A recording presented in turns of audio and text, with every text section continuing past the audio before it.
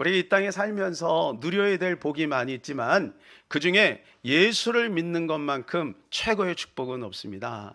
왜냐하면 그 예수 안에는 자유가 있기 때문에 그래요. 그래서 예수를 믿음으로 하나님께서 우리에게 자유를 주셨습니다. 저는 개인적으로 이것을 정말 감사해요. 그리고 이것을 정말 선포하고 싶어요. 누구든지 예수님 안에 있으면 자유를 얻게 됩니다. 오늘 이 자유에 대해서 함께 살펴보려고 합니다. 역사 속에서도 우리나라에 기독교가 들어와서 백성들에게 얼마나 많은 자유를 만들었는지 몰라요. 제가 몇 가지 예를 한번 들어보겠습니다. 기독교에 들어와서 신분이 철폐되었습니다. 신분, 그죠? 그 다음에 남녀 평등이 만들어졌고요. 학교, 병원 설립이 이루어졌고 장애인 차별이 감소되었습니다. 여러분 그거 아십니까? 3.1 운동 때 민족 대표가 33명이었는데요. 그때 당시에 기독교가 4%밖에 되지 않습니다. 그런데 그 민족 대표 33인 중에서 무려 16명이 기독교인인 거 아십니까? 6.25 이후에 사회 안정화에 기독교가 앞장섰습니다. 80년대 중반까지 사회복지기관의 지도자가 79%가 기독교인이고요. 사회복지 전문요원 중에 70%가 기독교인이었습니다. 그리고 사회복지 교육자 중에 60%가 기독교인이었고요. 그 외에 노동자 문제, 미혼모 문제, 그리고 거리의 불황민 문제, 그 다음에 비행 청소년, 그 다음에 빈촌 문제, 이런 모든 문제들을 기독교가 앞장서서 선두하고 또 개선하고 그렇게 했다는 거 여러분 잘 모르셨죠? 여러분 기독교는 바로 우리에게 사회적으로 제도적으로 이렇게 자유를 베풀어 준 거죠. 자, 그런데 거기서 끝나는 게 아니에요. 이런 것들은 외적인 것이라면 내적인 부분에 있어서 영혼의 자유를 줬습니다. 정신의 자유를 우리에게 베풀어 주셨어요. 그렇지 않습니까? 복음이 들어왔고 진리가 들어와서 우리의 정신의 자유가 오게 된 것입니다. 본문은 자유로운 예수님과 자유롭지 못한 유대 지도자들 간의 대화입니다. 겉모습은 예수님을 믿는 것처럼 보였지만 실제적으로는 아직 본 어게인 되지 않아서 진리를 깨닫지 못하는 안타까운 사람들이죠. 그 사람들과의 대화 속에서 예수님이 자유를 선포하고 있는데 그들은 그 자유를 받아들이지 못하고 오히려 자유에 역행하는 쪽으로 스스로 자기 자신을 구속하는 모습을 보게 됩니다. 사랑하는 여러분, 똑같이 교회를 다녀도 여러분 신앙이 억압이 되는 사람이 있어요. 신앙이 억압이 되는 거예요. 그러나 신앙생활을 하면 할수록 자유로워지는 사람이 있어요. 사랑하는 여러분, 우리는 그리스도 예수 안에서 자유를 누리는 저와 여러분 되시기를 주님의 이름으로 축복합니다. 자, 이 본문을 중심으로 예수 그리스도께서 우리에게 자유를 주시고자 하는 내용을 세 가지로 한번 살펴보려고 하는데, 첫 번째는 죄로부터 자유입니다. 두 번째는 마귀로부터 자유, 그리고 세 번째는 세상으로부터의 자유입니다. 첫 번째, 죄로부터의 자유를 살펴보겠습니다. 인생을 속박하는 것은 바로 죄입니다. 우리는 알게 모르게 죄를 지었어요. 우리 조상들도 우리 부모님들도 이 죄의 문제 때문에 억압이 되고 속박이 되고 위축이 되고, 그리고 개인적인 죄가 가정의 죄가 되고 가정의 죄가 사회의 죄로 이렇게 점점 번식해 나가는 것을 보게 되는 거예요. 그래서 우리가 이 죄의 속성을 이해하지 못하면 죄로부터 억압당하는 삶을 살아갈 수밖에 없는 거죠. 그래서 예수 그리스도가 이 땅에 오셔가지고 가장 우리에게 주신 선물이 있다면 죄로부터의 자유입니다. 5월 들어서 참 안타까운 그러한 사건이 두 개가 우리가 접하게 되었습니다. 하나는 한 크리스찬 가수의 일탈입니다. 누군지는 여러분 말씀 안 드려도 아마 다 알 거예요. 얼마나 겸손하게 예수 그리스도를 믿고 간증하고 고백했던 그러한 청년이죠, 뭐, 그렇죠? 그런데 참 안타깝게 그렇게 되었어요. 또 한 가지는 한 선교단체의 부정입니다. 그 대표가 우리 교회에 오셔가지고 또 설교까지 했었죠. 근데 이것 때문에 굉장히 많은 이슈가 되었어요. 저는 이 두 가지 사건을 통해서 무슨 생각이 들냐면 죄의 집요함이 참 무섭구나.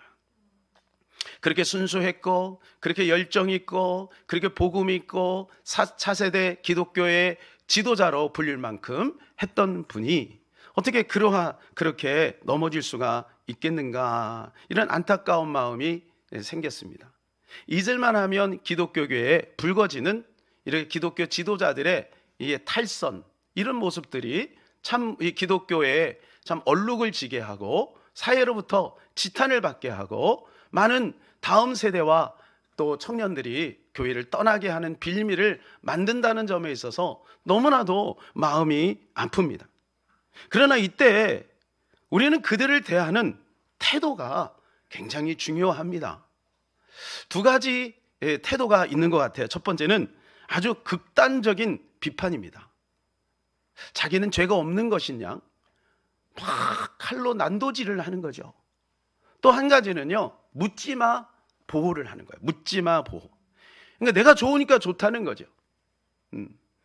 여러분, 그것은 올바른 태도는 아닌 거잖아요. 우리가 반성할 것은 반성하고 회개할 것은 회개하되 그리스도 예수 안에서 사랑으로 우리가 품어야 돼요.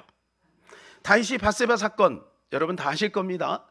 밧세바 이 사건을 통해서 하나님은 그에게 기회를 주셨어요.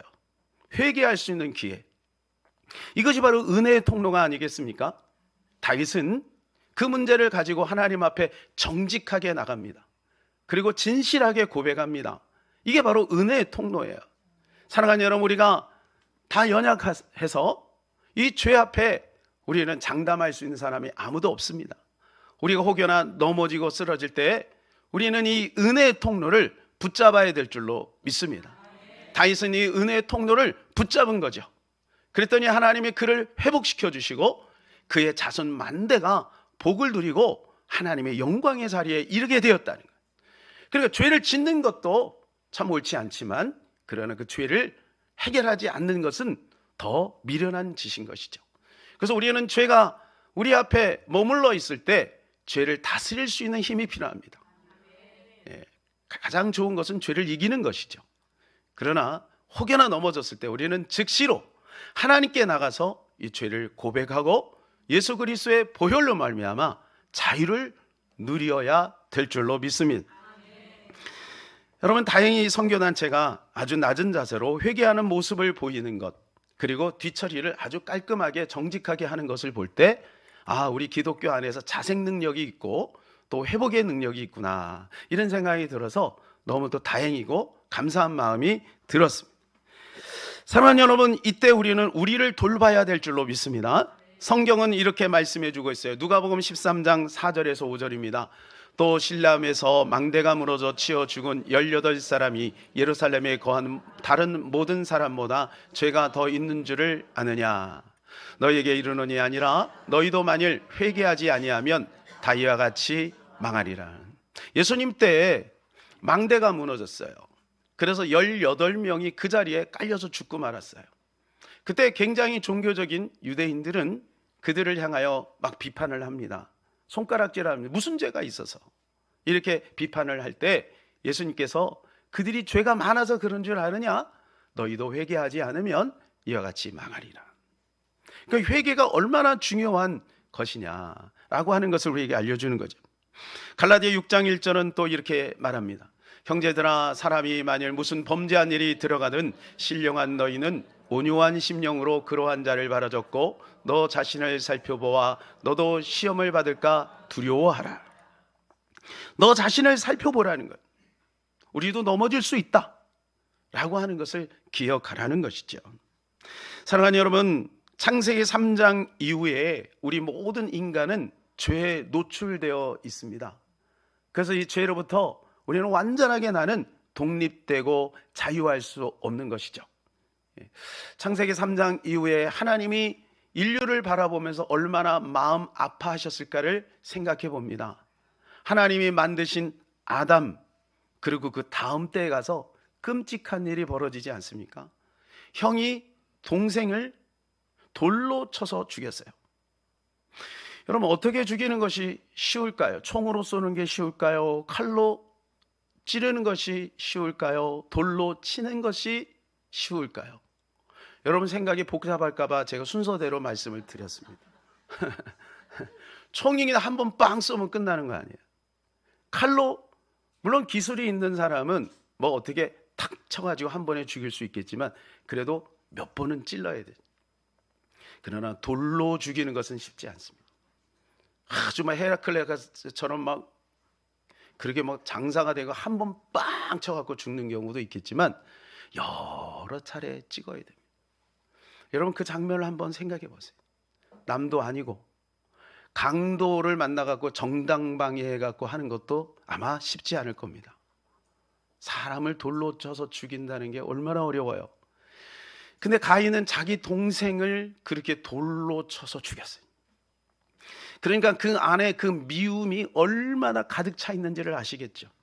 인간의 마음에 가지고 있는 이 미움을 다스리지 못하면 나중에는 현상적으로 겉으로 다 드러나는 죄가 될 수도 있다는 것, 우리는 늘 기억하고 미리미리 예수님께 나가서 우리 마음속에 숨겨져 있는 죄악들을 다 해결해야 될 것입니다. 이 본문에 보게 되면 유대 지도자들이 끊임없이 예수님을 공격하고 그리고 그 미운 마음을 가지고 있다가 결국 나중에 예수님을 십자가에 내어놓지 않습니까? 본문의 배경은 8장에서 시작이 됩니다. 8장 1절에 보면 가늠한 여인이 등장하죠. 이 가늠한 여인이 현장에서 잡혔어요. 율법에 의하면 가늠하다 잡히면 그 자리에서 돌에 맞아 죽게 돼 있습니다. 근데 이들이 지도자들이 이것을 발견하고는 그 여인을 예수님께로 데리고 왔어요. 예수님께로 데려온 것은 그들 속에 꿍꿍이 속이 있는 거죠. 예수님을 시험하려는 목적인 겁니다. 그래서 예수님께 나와서 이렇게 질문을 합니다. 5절, 모세는 율법에 이러한 여자를 돌로 치라 명하였거니와 선생은 어떻게 말하겠나이까? 굉장히 점잖은 질문 같지만 함정 아니겠어요? 만약 야, 안 돼, 그래도 용서해야지, 그럼 율법을 어기는 거죠. 그죠? 그런데 돌로 쳐라 그러면 저 봐라, 니네 선생님은 사랑이 없어, 이렇게 얘기할 거예요. 그러니까 예수님은 이 부분을 가지고 지혜롭게 처리를 하십니다.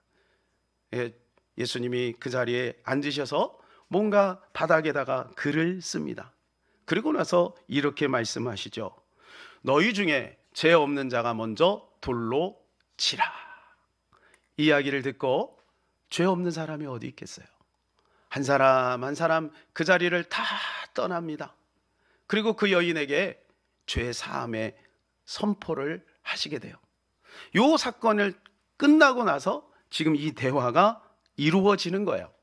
그러면서 진리 안에서 자유를 얻을 수 있는 방법이 있는데 그게 진리를 아는 것이다, 이렇게 선포하는 거예요. 32절이요. 진리를 알지니 진리가 너희를 자유롭게 하리라. 할렐루야. 진리가 우리를 자유롭게 하는 것입니다. 진리 안에 거하면 우리는 자유로워지는 거예요.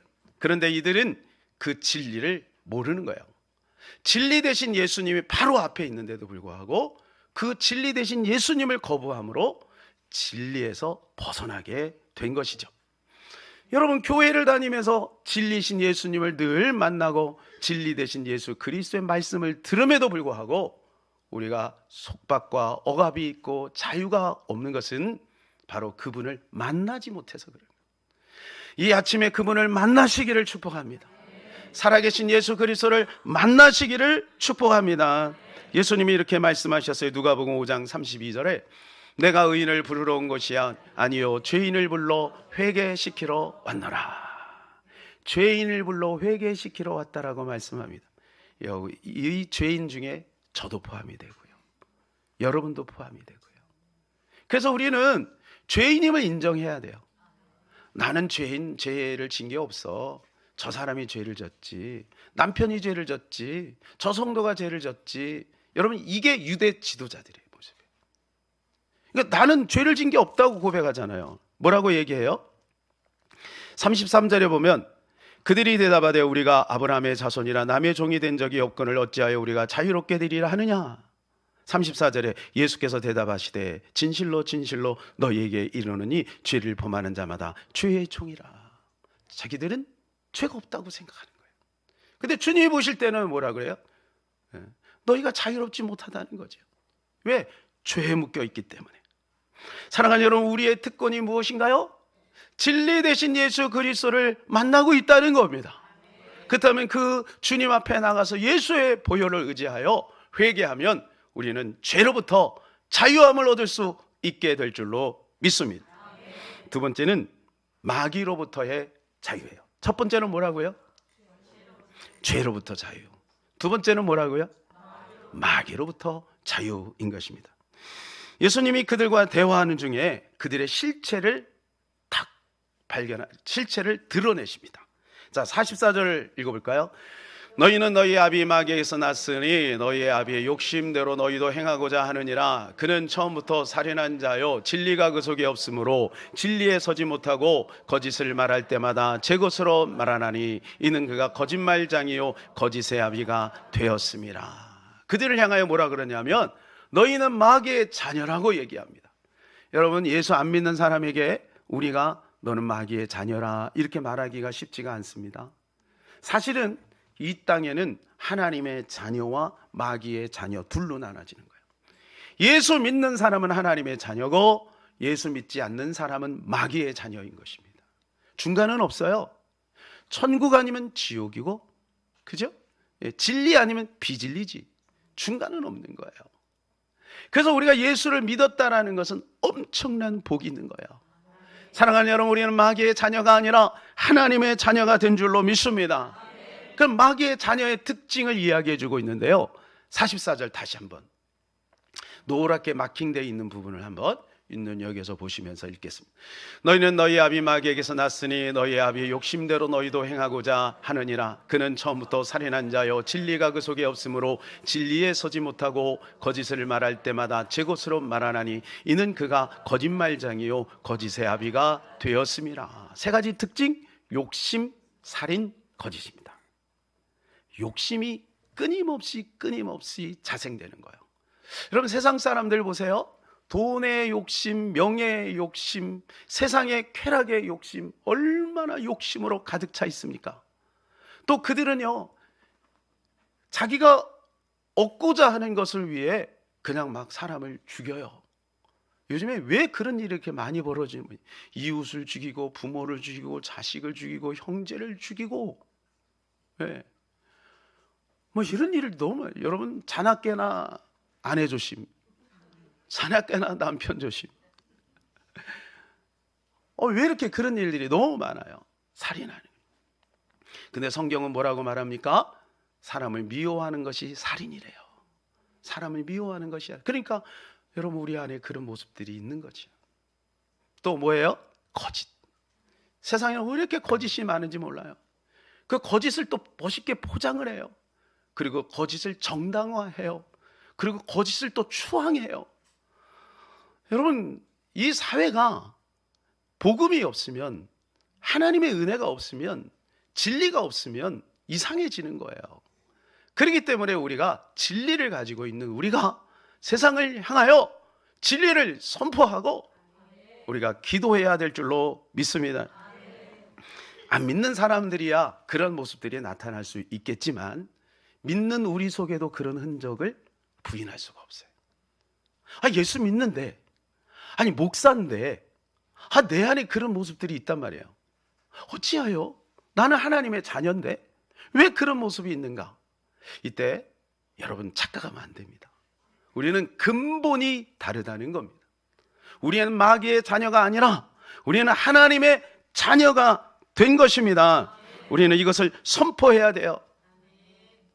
이 세상에 살고 있기 때문에 하나님이 허용하신 마귀의 세력의 영향 아래 우리가 잠시 있을 뿐이에요. 그래서 그런 모습이 나타나기도 하죠.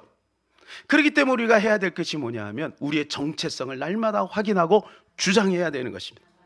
맞아, 내가 하나님의 자녀지. 맞아, 나는 새 사람이 되었지. 여러분, 이것이 분명하지 아니하면 마귀는 끊임없이 우리를 좌절시킬 겁니다. 그리고 우리를 정죄할 겁니다. 우리가 한 번, 두 번 넘어질 수 있잖아요. 그러나 3번, 4번, 5번 넘어질 이유는 없는 거예요. 예수 그리스도 안에 우리는 새로운 피조물이 되었다는 것을 여러분 주장하시고 선포하시기를 축복합니다. 나의 연약함도, 나의 무지함도, 나의 모든 세상의 모든 더러운 것도 이미 예수 그리스도 안에서 다 해결되었다는 것을 우리는 믿음으로 선포해야 될 것입니다. 저는 요즘에 새 사람이 되었다라고 하는 이 믿음이 제 안에서 다시 회복이 되면서 이것을 이용하여 너무나도 행복하게 살아가고 있어요. 1시간 전에 있던 나가 아니고, 하루 전에 있던 나가 아니고, 한 달 전에 있던 나가 아니고, 심지어는 1초 전에 있던 내가 아니다. 나는 새로운 피조물이라는 것을 날마다 선포하면서 그리스도 예수 안에서 자유를 누리고 있습니다. 사랑하는 여러분, 예수 그리스도 안에서 우리는 새 사람이 되었다는 것을 끊임없이 인식하고 선포하고 주장하시기를 축복합니다. 여러분, 마귀의 속성을 가지고 있는 사람들의 특징이 뭐냐 하면 사람의 전통을 따르는 것입니다.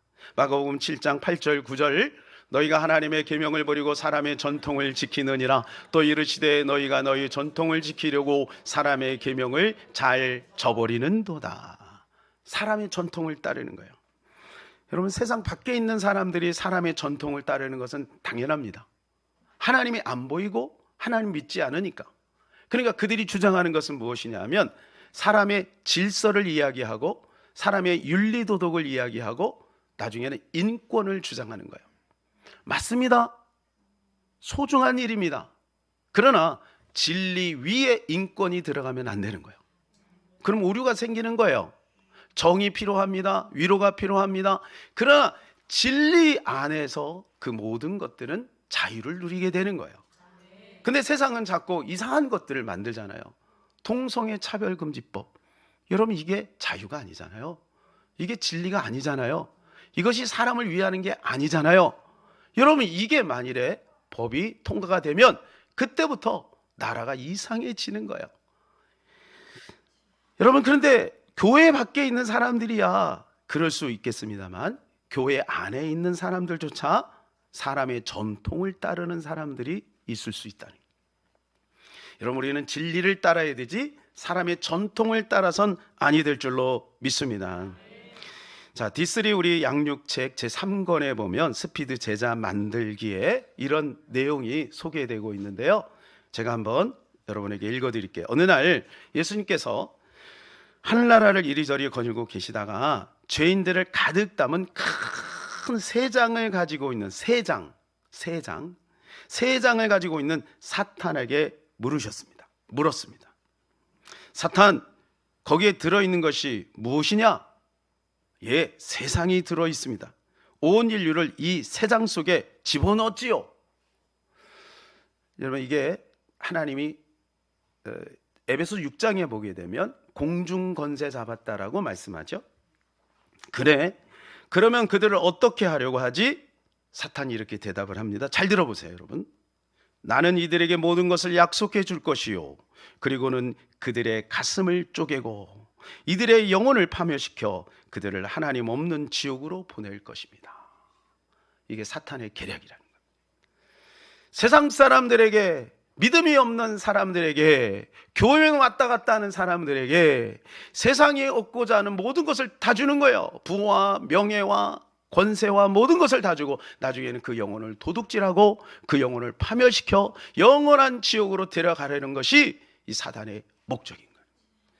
그러니까 우리가 교회를 다니면서 여러분, 어떤 세상적인 성취와 만족과 성공이 우리의 신앙의 성숙의 기준이 되고 우리의 성공의 기준이 되면 안 되는 줄로 믿습니다. 우리는 진리를 따라가고 있느냐? 이것이 기준이 돼야 되는 것이죠. 사탄에게 속았다는 것은 악하다는 것과 다릅니다. 여러분, 이게 무슨 말이냐 하면 이런 말이에요. 사탄에게 속는 사람의 특징은 본인이 사탄에게 속았다라고 생각하지 않는다는 거예요. 가장 위험한 것은 뭐냐 하면 자기의 성품이 괜찮고 착하게 살고 있는 그 사람이 나는 행동이 올바르기 때문에, 나는 성실하기 때문에 사탄에 속지 않는다라고 생각하는 것이 위험한 거예요. 그것은 사탄에 속은 것이 아니라 속은 줄을 모르는 것뿐이라. 사랑하는 여러분, 우리는 진리 안에 거해야 될 줄로 믿습니다.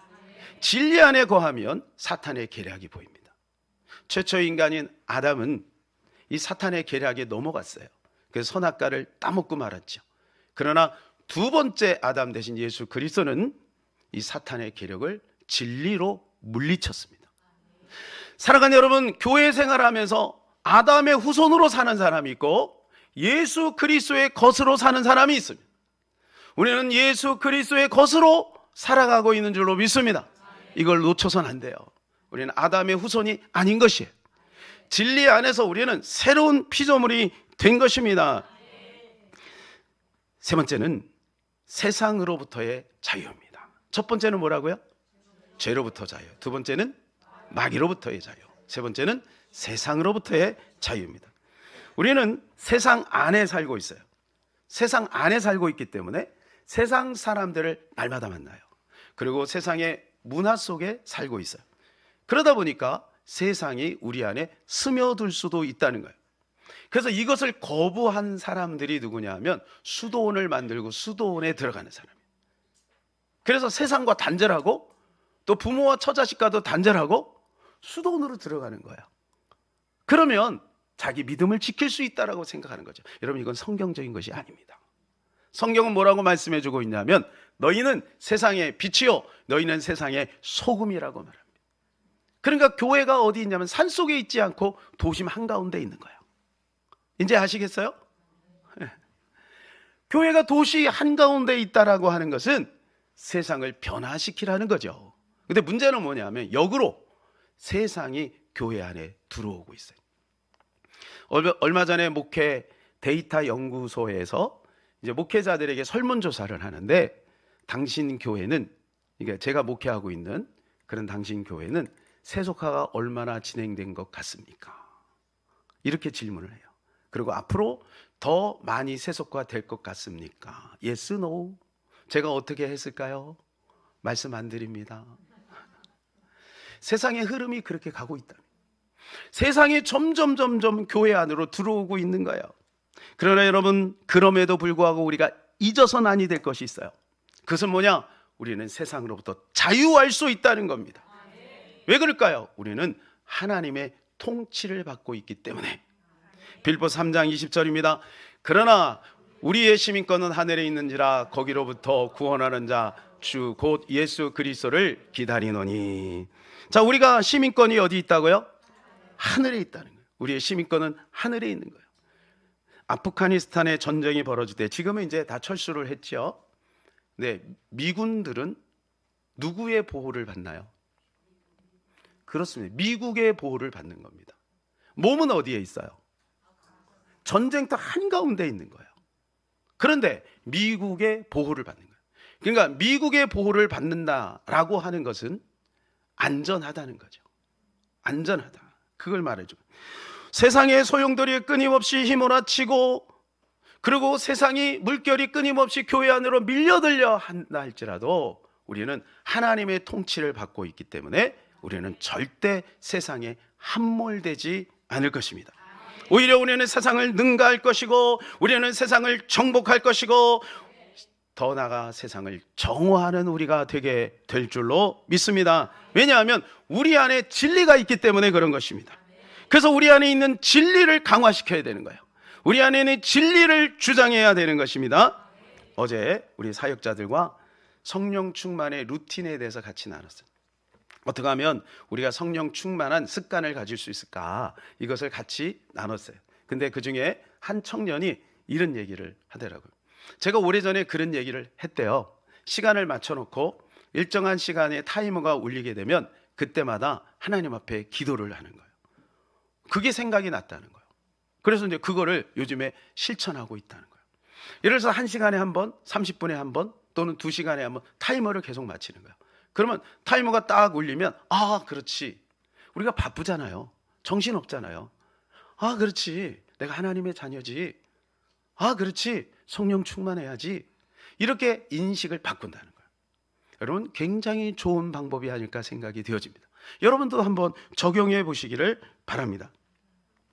아프가니스탄에 있는 이 미군들이 미국의 보호를 받으려면 정기적으로 교신을 해야 됩니다. 교신을 해서 우리가 위치가 여기에 있으며 또 어떤 원조를 받아야 되며 어떤 물품이 필요한지를 알려야 되는 거예요. 여러분, 이게 뭘까요? 우리가 시민권이 하늘에 있지만 이 하늘의 그 능력과 하늘의 그 좋은 것들을 계속해서 누리려면 뭐가 필요하냐면 기도가 필요한 거예요. 이 기도가 교신하는 겁니다. 여기서 알려줘야 되는 거예요. 똑같습니다. 기도 외에 다른 것으로는 이룬 여다가 나갈 수 없다라고 말씀합니다. 너희가 얻지 못하면 기도하지 아니하기 때문이요 그랬어요. 사랑하는 여러분, 날마다 정기적으로 예배를 드리고 큐티하고 또 하나님 앞에 기도함으로 하나님과 교신해서 하나님으로부터 좋은 것을 받아 누려서 세상에 함몰되지 않고 세상을 능가하는 저와 여러분 되시길 주님의 이름으로 축복합니다. 아슬란 뮤직의 라영신이라고 대표가 있는데요, 참 제가 오늘 아침에 그 따끈따끈한 간증을 들었어요. 이분이 보니까 참 어렵게 살았더라고요. 먼저 아버지가 집을 나갔어요. 그리고 조금 있다가 엄마가 바람이 나서 엄마도 집을 나갔어요. 근데 5남매예요. 5남매의 장남이에요.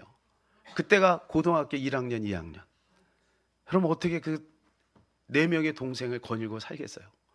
얼마나 처절한 삶이었을까요? 어느 날 학교를 이제 갔는데 체육복을 이제 마련해서 갔는데 체육복이 없어진 거예요. 이것 때문에 너무 힘들게 지내다가 선생님한테 두들겨 맞기도 하고 그랬죠. 그래서 담임 선생님이 어느 날 학교 안 오고 그러니까 부른 거예요. 그래서 야, 너 영신아 왜 이래? 그러면서 이제 얘기를 하는데 막 이야기를 하는 거예요. 근데 충격적인 이야기를 들었어요. 얘가 이제 너무 힘드니까 비행 청소년이 된 거예요. 뭐 오토바이 타고 나무꾼 훔치고 술 마시고 담배 피고. 그러니까 아버지가 속상했나 봐. 그 이야기를 듣고 고소를 했대. 이 아들을 고소를 했대. 여기 너무 충격을 먹은 거예요. 그러면서 이 아이가 그동안 하지 못했던 이야기를 선생님한테 이야기한 거예요. 사실은 우리 아버지가 우리를 버렸고 우리 어머니가 우리를 버렸다. 우리는 이렇게 살고 있다. 거지처럼 살고 있다. 그런 얘기를 한 거예요. 그래서 선생님이 가만히 생각을 하더니 이렇게 얘기를 했대요. 참 하나님의 은혜죠. 영신아, 사람은 너희 부모는 너를 버려도 하나님은 너를 버리지 않아. 그리고 영신을 데리고 맛있는 밥을 사주고 그리고 20만 원을 손에 쥐어줬대요. 그때 영신이 그 옛날에 다녔던 그 교회를 떠올리고 다시 믿음을 회복한 거예요. 그 선생님이 여러분 세상 한가운데 한복판 속에서 방황하고 고통하고 있는 그 영신이를 에게 복음을 전한 거예요. 여러분, 이것이 주님의 사랑인 줄로 믿습니다. 우리가 세상 속에 혼자 고아처럼 버려진 것 같이 느껴질지라도 하나님은 여전히 우리와 함께하고 계심을 여러분 믿으시기를 축복합니다. 오늘의 결론입니다. 우리가 예수 그리스도 안에 있으면 죄로부터 자유합니다. 마귀로부터 자유합니다. 그리고 세상으로부터 자유할 수 있는 것입니다. 그리스도 예수 안에서 자유를 누리는 저와 여러분 되시기를 주님의 이름으로 축복합니다.